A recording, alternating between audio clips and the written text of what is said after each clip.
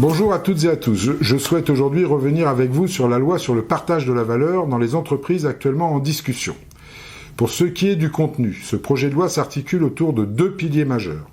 D'une part, le partage de la valeur était déjà obligatoire pour les moyennes et les grandes entreprises sous la forme de mécanismes de participation, d'intéressement, d'abondement d'un plan d'épargne salariale ou encore du versement d'une prime dite Macron. Ce mardi, l'Assemblée nationale a voté l'article 3 qui étend ce dispositif pour les petites entreprises rentables ayant entre 11 et 49 employés, et ce à partir de 2024 pour une expérimentation de 5 ans. D'autre part, l'autre mesure forte de ce texte concerne les entreprises d'au moins 50 salariés qui devront à présent négocier une redistribution dans le cas où elles connaîtraient une augmentation exceptionnelle de leurs bénéfices.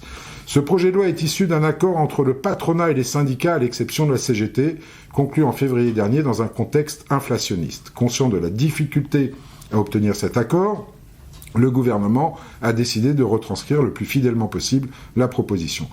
Les quelques différences sont le fruit de travaux parlementaires. Ces modifications ont été effectuées pour des questions de sécurité juridique, afin d'améliorer la stabilité du dispositif et pour mieux définir les conditions du partage de la valeur.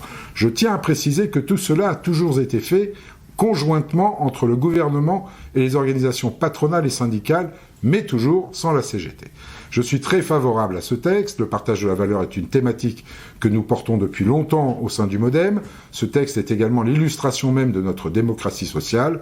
La conclusion de cet accord peut s'apparenter à un modèle de cogestion sur lequel j'ai eu l'occasion de m'exprimer lors d'une précédente Minute Hebdo. Dès lors, pourquoi la NUPES s'amuse-t-elle à détricoter un accord obtenu de haute lutte entre les organisations syndicales et patronales?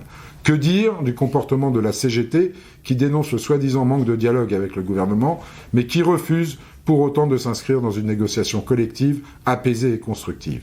Il est grand temps pour eux de revenir à des comportements plus matures et en faveur de l'intérêt général. À très vite les amis.